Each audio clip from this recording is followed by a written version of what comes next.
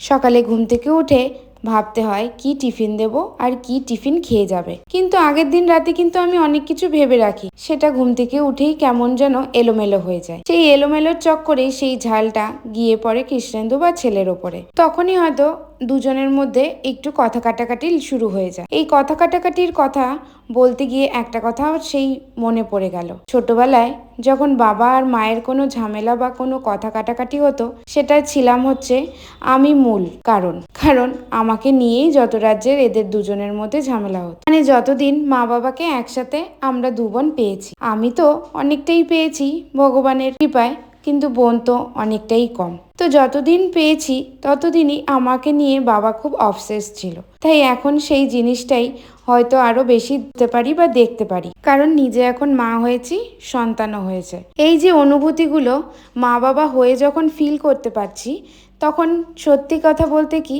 মা বাবাকে সত্যি শেয়ার করতে ইচ্ছে করে। হ্যাঁ, মাকে হয়তো শেয়ার করে উঠি, কিন্তু বাবাকে আর সেই কথাগুলো বলা হয় না। পরের জন্মে অনেক গল্প করব বলেই বাবা হয়তো আমাদের ছেড়ে অনেক দূরে চলে গেছে। সেই কারণে সব কথাগুলো আমার স্মৃতির খাতায় জমা হচ্ছে।